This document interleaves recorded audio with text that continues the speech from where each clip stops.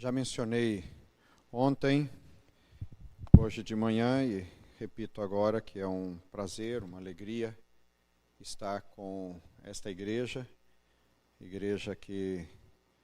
com a qual temos laços muito profundos,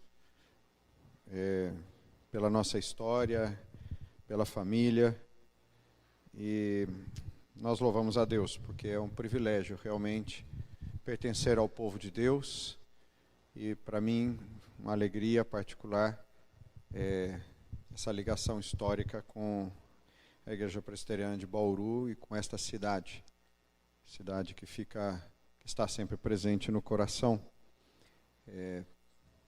E nós agradecemos a Deus pela dedicação da igreja no que se refere à obra missionária, à parceria missionária.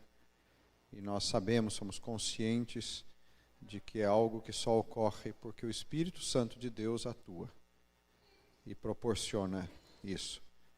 É muito natural hoje as pessoas comentarem dos seus projetos e dos apoiadores aos seus projetos. E lá na Espanha me perguntam muito, são 20 anos e eu trabalho muito ligado a pessoas dentro de áreas da sociedade, e muitos, seja quando a gente vem para cá ou em outras questões, perguntam, mas quem apoia você? Às vezes conversando com contadores, por causa do nosso sustento ser aqui, todos os papéis que a gente tem que colocar em trâmite aqui no Brasil, depois na Espanha. E aí eu conto que nós temos um projeto, que esse projeto é apresentado e que vão sendo levantadas pessoas, entidades, que seriam as igrejas, e que nos apoiam. E às vezes as pessoas assustam e dizem, mas como é isso? E nesse ponto a gente se dá conta da complexidade desse projeto.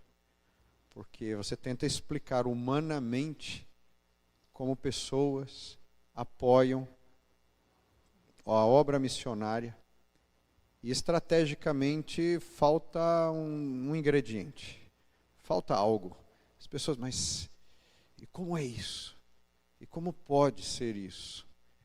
E até contando então como é o nosso sustento, a gente já tem a oportunidade de anunciar para as pessoas a graça do Senhor e como sobrenaturalmente corações são transformados. Nós somos conscientes de que o apoio à obra missionária, seja na oração, seja na participação, onde as pessoas se tornam como que parentes nossos, já falam com intimidade, muitos anos orando por você, gente que passa anos sem encontrar-nos, gente que nunca nos encontrou, e gente que talvez nunca nos encontrará pessoalmente, mas diz, oramos por você, vocês são muito queridos nossos, vocês são parte da nossa família, os nossos filhos cresceram orando por vocês. Isso só pode ser obra de Deus e só explicada pela presença de Deus. Assim, neste momento, a primeira coisa que eu quero dizer é que nesta noite nós estamos glorificando ao nome de Deus pela obra que Deus faz entre nós, fazendo-nos participantes da sua missão, uma missão em todos os sentidos. A gente pensa na igreja que está nascendo, não é, pastor e esposa? E a gente já sabe que a igreja nasce numa localidade, mas frutifica no mundo inteiro. Eu gostaria, com a licença dele, de falar sobre o reverendo Daniel Calci. Nós nos encontramos na Espanha quando ele se aproximou da igreja espanhola. E a pergunta foi, você é da onde? Eu já tinha olhado no Facebook, né? Eu falei, você é da onde? Você é de lá mesmo? Ele falou, sou de Bauru. Eu falei, não acredito, saudações bauruenses. Ele falou, por quê? Eu falei, vou te explicar. E aí contei a história da nossa vida. E falei, mas de qual igreja você é? Porque eu vi que você tem meus primos aí na internet, como seus amigos. De que igreja você é? Ele falou, do Calvário. Meu coração explodiu na hora. Deu uma vontade de chorar. Falei, do Calvário? Mas o Calvário eu conheci quando foi reaberto. Porque com a dona Jandira a gente foi lá com a chave reabrir. Era a nossa função na igreja de Bauru. A obra missionária Aí todas as congregações, as que estavam abertas, né, funcionando a todo vapor, e as que tinham que ser reabertas. A gente ia dar uma cuidada disso. Conta essa história. Não, a gente se converteu. Meu pai passava lá e contou a experiência como a família se converteu, como eles cresceram na igreja e como, finalmente, né, faculdade, estudo teológico, pastor, a obra missionária na Espanha, se encontra comigo. Eu falei, cara, eu não acredito, que maravilha, glória a Deus. Então, aquele dia, em 1994, tem que pensar, porque às vezes eu confundo as décadas, né? A Ruth estava junto, não é, Ruth? Aquele dia que abriram as portas. E agora é meu companheiro de missão na Espanha. E aí, na hora que tinha que colocar os pastores como membros das igrejas existentes por uma questão estatutária na Espanha, ele trabalha em Granada, eu estou em Huelva, são 300 quilômetros, mas tinha que ser arrolado em alguma igreja. Eu estou ali prestando atenção, dali a pouco me toca na costa, eu olho, ele aqui do meu lado e diz, eu tenho que ser arrolado em uma igreja. Huelva, né? Eu olhei e falei, saudações bauruenses. E hoje ele é membro, em termos estatutários, da nossa igreja. O que eu quero dizer com isso? Que a gente não tem controle do que Deus faz, a gente só tem que cumprir a obra dele. Porque passam as décadas e de repente a gente se encontra com alguém e essa pessoa diz, nós conhecemos a Cristo lá, e você diz, não, que Deus maravilhoso. Então não pedi permissão ao Daniel para contar isso, mas só para vocês saberem como Bauru está longe da gente lá e está perto, porque a gente se encontra e fala de Bauru. Inclusive a tempestade que teve algumas semanas, ele estava parado, filmou e mandou para mim, olha o que te espera. Eu falei, nada, o fim de semana aí. Então está no coração, porque é obra do Senhor. Hoje a gente estava lá na casa da tia Dirce e do tio Samuel, e o Zé Domingos pediu para eu orar, e eu tenho que agradecer pela obra que Deus faz através das nossas famílias. Das nossas famílias. Deus chama, constitui famílias. As pessoas perguntam, você está lá na Espanha, a tua esposa te acompanhou e os teus filhos também na missão? Não. A missão é de todos nós. Deus nos chamou e constituiu como família. Se houvesse a mínima dúvida, não teríamos ido. Foi em conjunto, decisão tomada no seu tempo. A gente conversava e pensava. E conversávamos com os filhos, pensávamos com os filhos, líamos e estudávamos com os filhos, e atentos para ver o que Deus dizia ali na mesa de comida, no almoço e no jantar, através dos filhos, à medida que a gente falava de Espanha. Por isso foram 6 anos e meio de preparação, para a gente ter a certeza de que Deus estava constituindo uma família. E assim são nossas famílias, e assim deve ser nossas famílias. Não é que a Tisa foi arrastada. Ela gosta da Espanha e gosta da missão que você faz? Não, senhor. Né? Muito pelo contrário, na nossa história, foi ela que disse o sim final.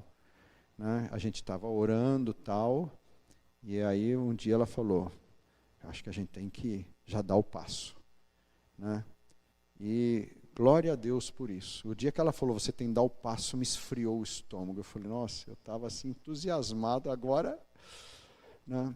Então, eu queria deixar essa palavra, talvez como o chamado para que cada um de nós tome essa consciência de que tudo começa onde a gente está, dentro da nossa família. E sirva ao Senhor. E coisas maravilhosas acontecerão na onde nós estamos. Agora, o resultado, alguns a gente saberá agora ou logo, outros só lá no céu. Que é um pouco a perspectiva na Espanha. Eu costumo dizer que quando cheguemos no céu, vamos encontrar um bocado de espanhóis vizinhos de igrejas evangélicas, que nunca puderam entrar por circunstâncias sociais, familiares, mas que cultuavam a Cristo. Como um vizinho nosso, adolescente, que agora já é jovem, ele diz, conheço todas as músicas que você canta, porque o quarto dele está em cima do nosso púlpito, né? No apartamento que fica em cima da igreja, a igreja é num local comercial. Então eu queria compartilhar essa palavra que envolve todos esses temas, porque Deus é quem conduz a nossa família, Deus sabe os seus tempos. E falando em tempos, eu queria então por última vez apresentar o videozinho rapidinho, onde nós nos lembramos de que o Senhor Jesus Cristo disse: ide por todo o mundo e pregai o evangelho a toda criatura. Por isso a gente vem há 35 anos na obra do Senhor, quase 40 pensando no seminário, e de repente o Senhor nos leva para a Espanha, nos leva para a cidade de Huelva.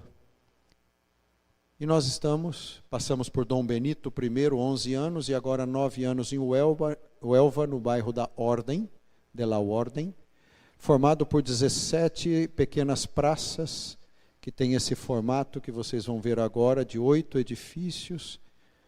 O nosso apartamento está nessa parte de frente aí para a parte arborizada, e a igreja está na parte comercial, que fica na parte de baixo do edifício. E quando a gente sai de casa, vocês já sabem que são aproximadamente 50 metros.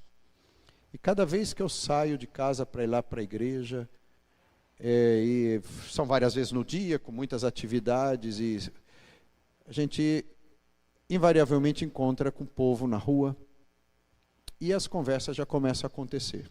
É um bairro operário, gente, muito trabalhadores simples. Agora vocês vão ver um ponto que eu gosto. Essa esquina que é um mercadinho. E eu vou para lá para comprar alguma coisinha e fico lá, às vezes, 1 hora conversando com o povo que junta ali na esquina.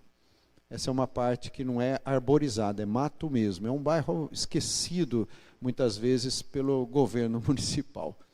Aí a nossa escola dominical era antigamente um lugar que vendia peixes, né? Peixaria, né? E as crianças vêm, as crianças do bairro, convidadas por uma das crianças do bairro, eu contei hoje de manhã, que começou a vir aí, e por estar aberto, atrai, né? Bem preparadinho. Esse é o nosso pequeno templo, que as pessoas que passam ali do lado, vocês viram que eu passei pelas janelas, né? Podem ver o que está acontecendo aí dentro. É um privilégio a gente poder estar louvando ao Senhor e outros vendo. A gente tem trabalhado muito com adolescentes e jovens, formando musicalmente, mas também com discipulado, com atividades.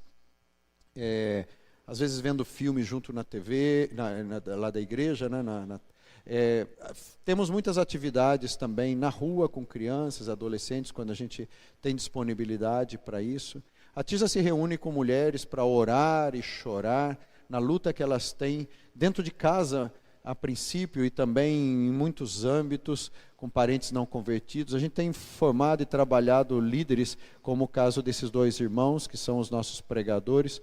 Nós somos uma pequena igreja que tem servido ao Senhor em Huelva, no bairro da Ordem, testemunhando da presença do nosso Deus.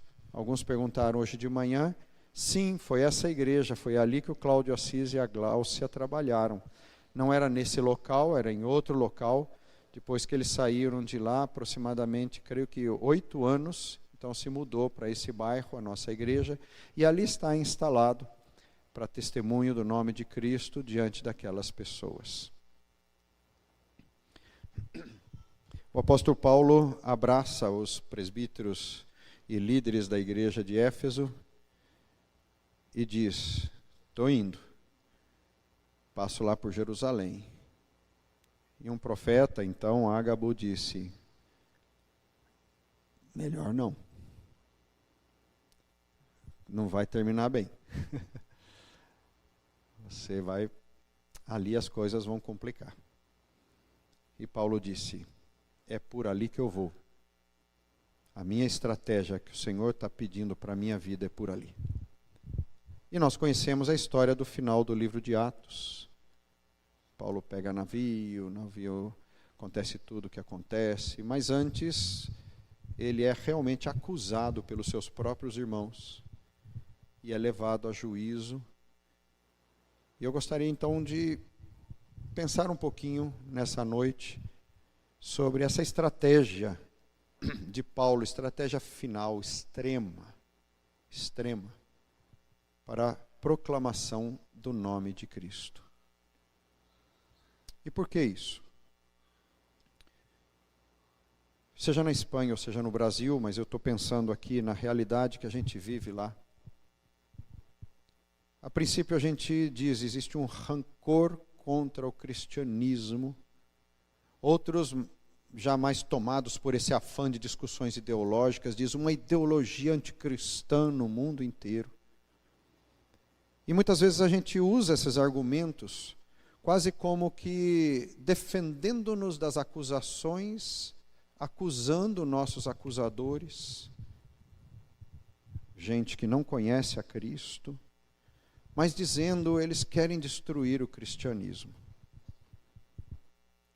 Não muitas vezes nós estamos dispostos a uma autoavaliação, a um meia-culpa, como se costuma dizer, a avaliar-nos.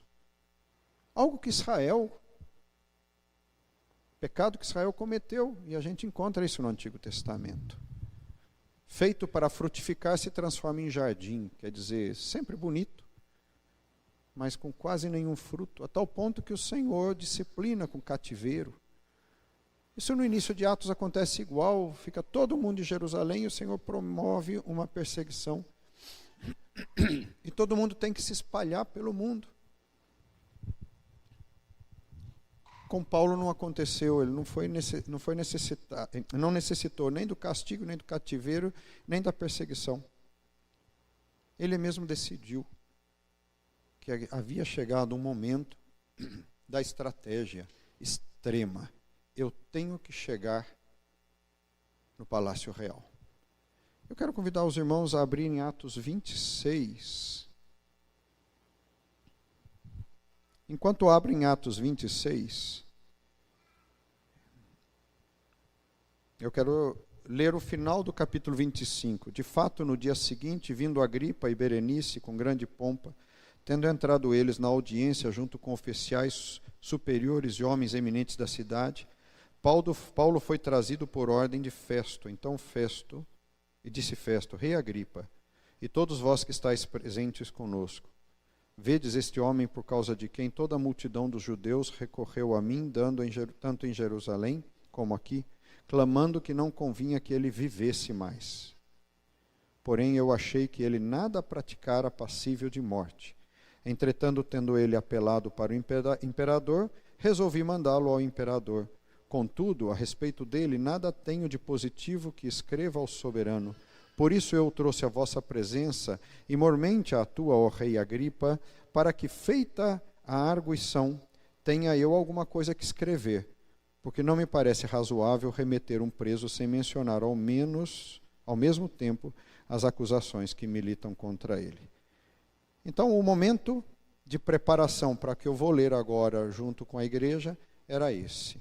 Um arrazoado jurídico aí, onde Festo dizia, esse homem pediu para ser julgado pelo imperador. Em outras palavras, não sei nem de quê. Então, escuta, ele está pedindo, é cidadão, tem direito. Então, agora, gostaria de convidar os irmãos a que lêssemos capítulo 26. A seguir, Agripa, dirigindo-se a Paulo, disse, é permitido que uses a palavra em tua defesa. Então Paulo, estendendo a mão, passou a defender-se nesses termos. Tenho-me por feliz, ó rei Agripa, pelo privilégio de hoje, na tua presença, poder produzir a minha defesa de todas as acusações feitas contra mim pelos judeus. Mormente porque és versado, quer dizer, você tem conhecimento em todos os costumes e questões que há entre os judeus. Por isso eu te peço que me ouças com paciência. Quanto à minha vida, desde a mocidade, como decorreu desde o princípio entre o meu povo em Jerusalém, todos os judeus a conhecem. Pois, na verdade, eu era conhecido deles desde o princípio. Se assim o quiserem testemunhar, porque vivi fariseu, conforme a seita mais severa da nossa religião. E agora estou sendo julgado por causa da esperança da promessa que por Deus foi feita a nossos pais, a qual as nossas 12 tribos, servindo a Deus fervorosamente, de noite e de dia, almejam alcançar. É no tocante a essa esperança, ó rei, que eu sou acusado pelos judeus. Porque se julga incrível entre vós que Deus ressuscite os mortos? Na verdade, a mim me parecia que muitas coisas devia eu praticar contra o nome de Jesus o Nazareno. E assim procedi em Jerusalém. Havendo eu recebido autorização dos principais sacerdotes, encerrei muitos dos santos nas prisões e contra eles dava o meu voto, quando os matavam. Muitas vezes os castiguei por todas as sinagogas, obrigando-os até a blasfemar, e demasiadamente enfurecido contra eles, mesmo por cidades estranhas, os perseguia.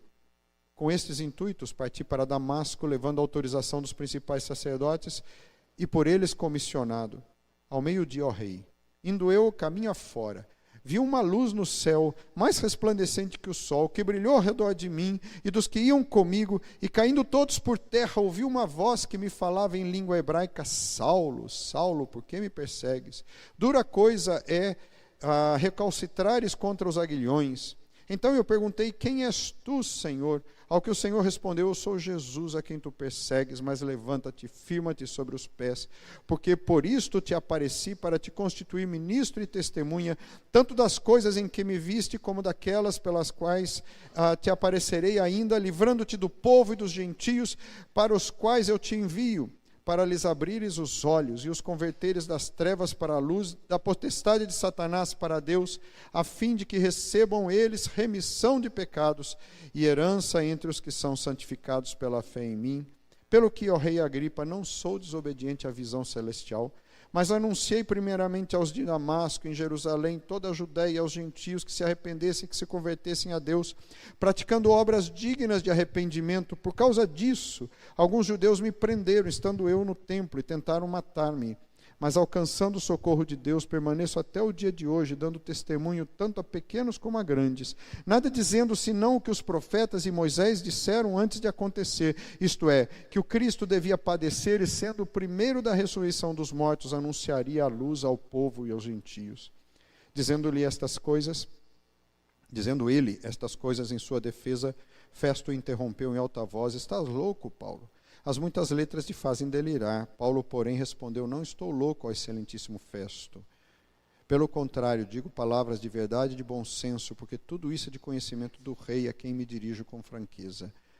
Pois estou persuadido de que nenhuma destas coisas lhe é oculta. Porquanto nada se passou em algum lugar escondido. Acreditas, ó rei Agripa, nos profetas? Bem sei que acreditas. Então Agripa se dirigiu a Paulo e disse: por pouco me persuades a me fazer cristão. Paulo respondeu: assim Deus permitisse que por pouco ou por muito, não apenas tu, ó rei, porém todos os que hoje me ouvem se tornassem tais como sou eu, exceto a essas cadeias. A essa altura levantou-se o rei, e também o governador e Berenice, bem como os que estavam sentados, e havendo-se retirado, falavam uns com os outros, dizendo: este homem nada tem feito passível de morte ou de prisão. Então Agripa se dirigiu a Festo e disse: este homem bem podia ser solto, se não tivesse apelado a César. Continuando algo de que nós já tratamos hoje de manhã, e eu tenho falado sobre a realidade que nós enfrentamos hoje com a oposição, a rejeição, o esfriamento, o distanciamento, em relação ao cristianismo, de gente querida, de gente próxima, de gente que já esteve com o Senhor, de sociedades que já foram maioritariamente protestantes, agora estou falando dos evangélicos, dos protestantes. Famílias que estão chorando, como é o caso de algumas dessas mães que vocês viram a face agora há pouco. E creio que não estou usando nenhuma expressão ou contando algo que alguém aqui conhece, gente, ou vive na sua própria realidade, ou a própria igreja chorando, gente que se distancia do Senhor. E o que nós temos vivido é que muitas vezes nos sentamos para evangelizar pessoas e as pessoas começam a contar-nos os motivos, as dores de alma, por haver visto entre os próprios cristãos motivo para que eles não desejem ser cristãos. Alguns falam de problemas da sua família, outros falam de mau exemplo, mau testemunho, outros falam de problemas de igrejas. Outros, mais filosoficamente ou dentro da história, começam a contar os crimes que aconteceram na história em nome do cristianismo.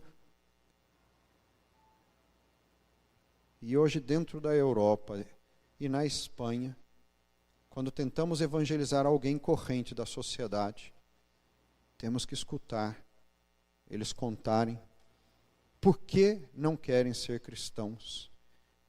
E vão à história.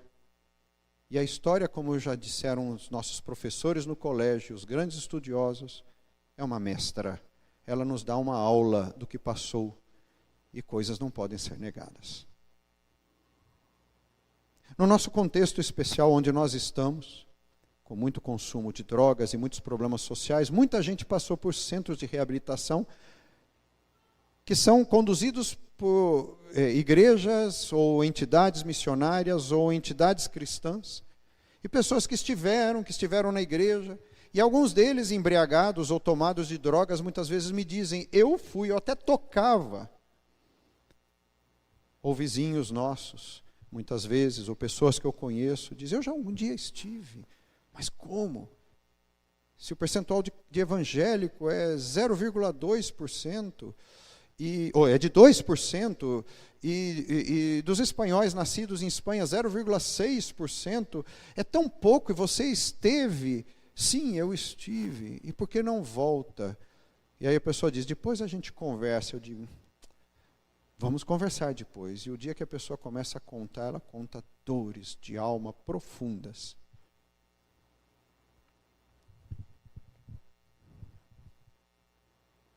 Um comentarista diz que a Agripa havia dito ao governador que se Paulo não tivesse apelado a César, já podia estar liberto.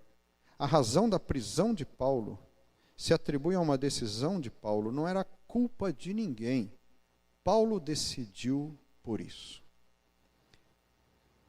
Em Filipenses 4:23, Paulo diz, já se supõe que tinha sido preso, estava no palácio, ele diz, os do palácio de César saúdam a vocês. A estratégia final extrema de Paulo passa por, segundo seus conhecimentos, era um homem de uma cultura imensa. Em Filipos, e pode ser constatado em Atos 16, ele usa alegações profundas para mostrar que o que estava sendo feito com ele naquela prisão era injusto. Paulo conhecia todos os seus direitos. E a estratégia extrema, final, crítica, de crise de Paulo, foi usar de seu direito para defender-se na maior alta instância, mesmo que isso pudesse significar uma perda dos seus direitos. Ele usa o direito de perder possivelmente os seus direitos. Em outras palavras, Paulo usa a estratégia daquele que se fez carne, habitou entre nós, sendo humilhado por tornar-se homem para salvar-nos. Paulo diz, o que importa aqui é a justiça de Cristo, de Deus. E para chegar no palácio, eu devo apelar para ir para lá, ainda que eu possa usar o meu direito de estar livre de tudo, mas eu vou até lá, então eu apelo, sim.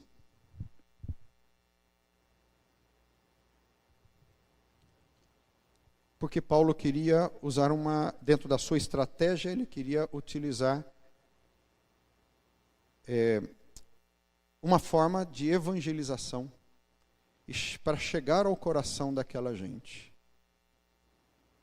E eu gostaria de deixar alguns pontos dessa estratégia evangelística extrema de Paulo. O primeiro, e algo eu já mencionei hoje de manhã, Paulo diz, vocês sabem o que está acontecendo no meio do povo. São meus irmãos de sangue, meus irmãos de religião. No meio deles foi anunciado algo poderoso, e todos conheciam já a história de Cristo, tanto que dizem, quase você me persuade. Mas Paulo diz, o meu povo, que era para ser povo de Deus, não se porta como povo de Deus. A primeira questão que eu quero mencionar hoje, neste momento, é que nesse momento extremo de evangelização, nós temos que estar dispostos a reconhecer que aqueles que deveriam ter sido fiéis como povo de Deus, não poucas vezes são infiéis. Os escândalos acontecem, os problemas acontecem, e as pessoas caem muitas vezes em meio a toda essa situação. Paulo reconhece. São os judeus. E nos outros momentos, nos seus sermões evangelísticos anteriores, Paulo diz, vocês crucificaram a Cristo. Paulo usa essa mesma estratégia nas suas cartas doutrinárias e Pedro também, quando diz às igrejas, vocês estão sendo infiéis. As cartas doutrinárias são de correção. Em 1 Coríntios 5, Paulo chega ao ponto de dizer, cuidado. Às vezes nós rejeitamos aqueles que têm sido evangelizados e toleramos, que deveriam ser evangelizados, e toleramos aqueles que estão em pecado sem arrependimento. Devia ser o contrário. A gente deveria repreender o que está em pecado e não quer se arrepender e dizer o que você está fazendo está errado, e continuar tendo paciência como Jesus, que andava com os pecadores e ajudando-os e pregando para que se convertessem. Paulo reconhece que nós, como povo de Deus, podemos cometer erros graves, como estes que acusavam a Paulo porque não queriam escutar a verdade. E aqui vem a primeira aplicação no nosso contexto. É sentar com aquela gente e eles nos contam por que eles têm motivos para não querer tornar-se cristãos segundo a história do cristianismo na Europa. E eu tenho que dizer para eles, se o cristianismo fosse só história, vocês teriam total razão. E eu tenho que reconhecer que houve erros. Porta que se abre. Olham para mim e dizem, como? Você reconhece que a história do cristianismo, que passou por armas, traições, golpes, é feia? E eu digo, reconheço. Já vou dizendo, não é o cristianismo de Cristo. É um cristianismo político, é um cristianismo militar, é um cristianismo de dominação, é um cristianismo de reinos humanos, que usava o nome cristianismo e Cristo simplesmente como bandeira para guerras. Mas eu reconheço que isso é verdade. Porque muitas vezes eu estou falando com gente que em nome do cristianismo, pessoas mataram seus familiares, que em nome do cristianismo, eles mesmos sofreram. Se nós não escutarmos as dores das pessoas que apontam, e agora eu vou falar simbolicamente, os nossos erros, é como se nós estivéssemos dizendo, não aconteceu nada, não liga não. E a pessoa tem dores. E se a gente entrar no mais particular, muitas vezes com escândalos que acontecem no meio do cristianismo mais próximo nosso. Então, em primeiro lugar, queremos que as portas sejam abertas? Escutemos as dores das pessoas. E se elas apontam os nossos erros, estemos dispostos a dizer, sim, fomos infiéis a Cristo. Cristianismo não é isso. Foram erros. Eu contei hoje de manhã a história das minas do Rio Tinto, como cristãos presbiterianos chegaram lá, que na verdade através de um empreendimento, e compraram todas aquelas terras, montaram um projeto e esqueceram de evangelizar e de compartilhar a fé com o povo espanhol. E deu tudo errado. Economicamente perfeito até hoje. Ecologicamente tudo errado. Missionariamente ou evangelisticamente tudo errado. Nós não estamos para produzir riqueza, nós estamos para anunciar a Cristo. E se isso não é feito, deveríamos assumir os nossos erros, porque tem gente que se machucou, e às vezes só escutá-los e pedir perdão Muitas vezes dentro da nossa própria casa.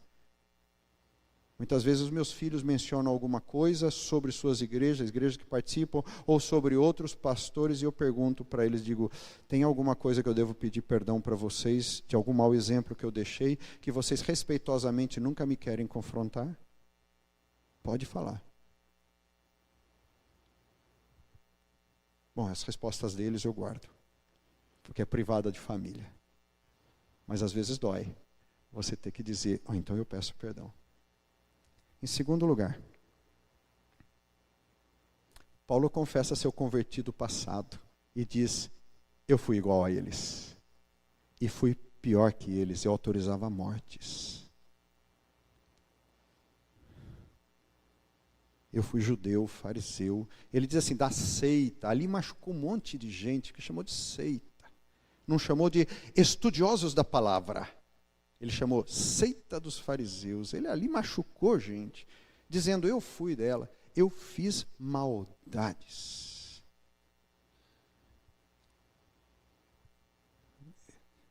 Eu já estou me aproximando dos 60. E eu falo muito isso com a Tisa fica rindo. Eu falo, mas eu já sabia, eu já li isso e escutei também o testemunho dos mais velhos, que eu estou entrando numa idade de fazer reflexões sobre o passado. Não sei se alguns aqui sabem o que é isso. Parece que você fica lembrando de tudo que passou. E às vezes eu falo para a Tisa, aconteceu tal coisa naquela época, tal. E ela fala, e o que você pensa daquilo? Eu falo, fiz muita besteira. Não devia ter tomado certas decisões. É muito fácil a gente olhar o erro dos outros. O cristianismo que falhou em determinadas nações. Igrejas que não foram bem conduzidas pelos seus líderes. Escândalos que aconteceram. O difícil é a gente começar a analisar e dizer, eu era igual a essas pessoas que eu condeno. A gente quer abrir portas na evangelização, depois que você escuta as pessoas reclamarem de tudo, conta a tua história. Eu conto a minha história, digo, você sabia, eu sou pecador. Eu fiz coisas que eu não devia, na família, com os amigos, na minha juventude, infância, adulto, outro dia agora, não faz muito. Eu sou pecador. Eu erro muito. Eu erro muito. Já vou deixando a ideia de que tem solução para isso, porque afinal de contas eu estou conversando com aquela pessoa para falar de Cristo e ele já sabe, mas eu vou dizendo, eu erro muito, eu sou pecador.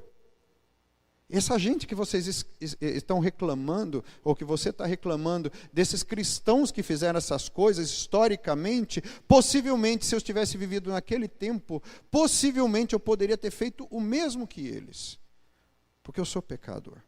Existe um autor, um cantor chamado Jesus Adriano Romero, ou Jesus Adriano seria, não, Romero, que ele escreve uma canção dizendo, naquele momento da crucificação de Cristo, se eu estivesse lá, eu teria participado e possivelmente estimulado a que fosse crucificado, porque eu sou pecador.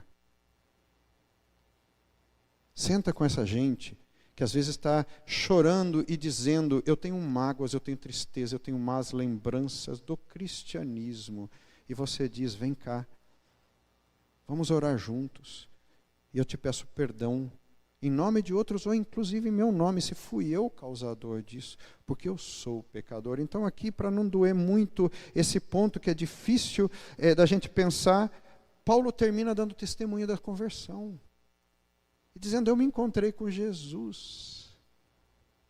E o encontro com Jesus corrige tudo, corrige a história. O povo judeu fez tudo o que fez contra Jesus. E o capítulo 12 de Hebreus nos diz que Jesus foi humilhado por aqueles que ele estava salvando.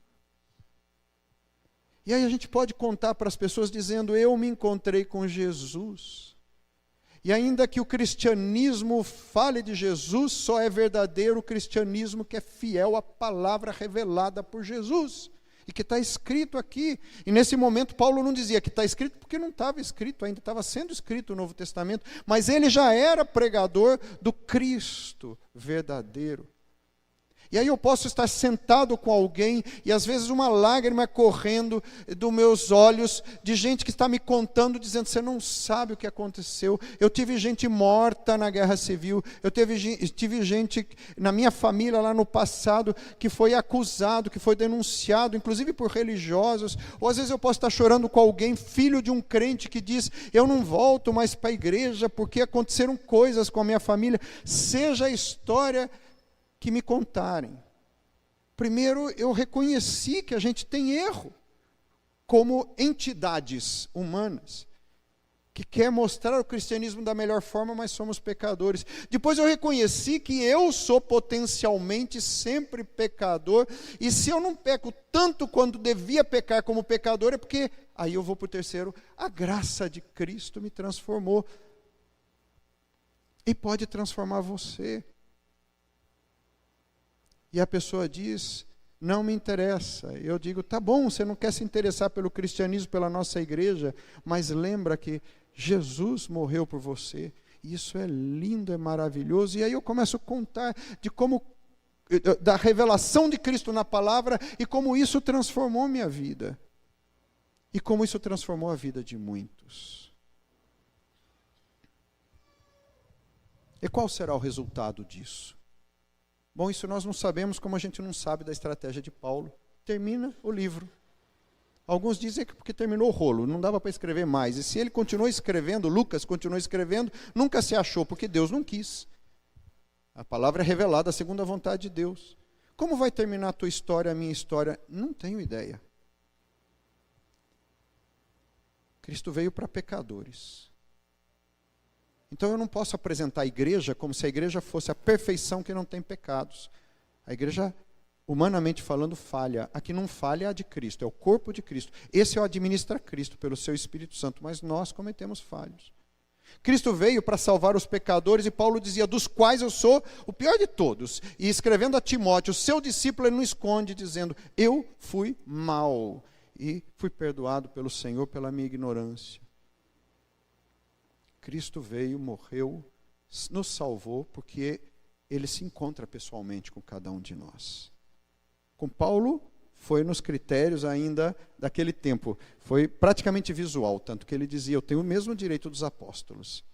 Eles viram, eu também vi. No nosso caso é espiritual, e se estamos aqui nesta noite, eu creio que todos nós provamos isso. Isso tem que ser contado para todas as pessoas. E no particular da mensagem de hoje, nessa estratégia final de Paulo, isso tem que ser contado para a gente que já olha para o povo de Deus com o nariz torcido, como era essa gente, vendo a lambança, a bagunça que os judeus estavam fazendo. Que já tinham feito alguns anos atrás com Cristo e agora estavam fazendo com Paulo, um inocente sendo condenado. Paulo não estava para ficar discutindo ou empoderando-se para mostrar quem tinha razão, quem não tinha. Porque Cristo salva e transforma a todos que temos esse encontro com Ele. Ore pela Espanha, ore por todos os países do mundo onde o Evangelho tem muita dificuldade de ser transmitido a pessoas que têm motivos e motivos e motivos para não querer mudar da sua religião para o cristianismo, ou para não querer voltar para o cristianismo os que já foram, ou assuntos e motivos nesse meio. E oremos pelo nosso Brasil, pela multiplicação que se está vendo de pessoas que estão abandonando o Evangelho, acusando os cristãos dos mais diversos motivos. E depois que nós oramos, devemos praticar isto que Paulo praticou. Escuta as pessoas. Confessa os pecados, porque somos pecadores. E como disse Paulo, esse povo fez escândalos, eu sou pecador como eles. E depois conta insistentemente. Não importa tudo isso que acontece, a quantidade de pessoas que envergonham o cristianismo, Cristo é Senhor. E é nele que nós cremos. E Ele restaura cristianismo, igreja, pessoas. Nossa pregação, Ele transforma. Eu gostaria com muito respeito e muito carinho, pedir que você pense muito nisso. Porque eu me preocupo muito que às vezes nós estamos tão preocupados em empoderar-nos para mostrar o nosso valor como cristãos, que estamos fechando os olhos à estratégia de Paulo, que não quis defender nada, somente o nome de Cristo. E para defender o nome de Cristo, nós temos que reconhecer que somos pecadores e que o único valor que nós temos aqui, que nos difere de qualquer outro do mundo, é a graça de Cristo derramada sobre nós. No mais, somos pecadores. E quem não tem a graça de Cristo, não tem nada. E nós somos emissários para pregar sobre a graça de Cristo. E eu quero convidar a que oremos agora. Pai amado, o Senhor enviou Jesus Cristo para salvar-nos. O Senhor Jesus morreu por nós, pelos nossos pecados. A condenação está cancelada. O Senhor nos escolheu para essa salvação. E o Senhor nos chamou para pregar o Evangelho de Cristo, o anúncio da salvação, chegando a todos aqueles a quem o Senhor escolhe. Nós não sabemos quem são, Senhor, mas queremos dizer sim ao chamado da grande comissão. Mas, Pai, nós temos nos assustado no contexto cristão pela quantidade de gente que está se distanciando do cristianismo, apontando os erros que nós temos cometido como instituição ou como cultura cristã.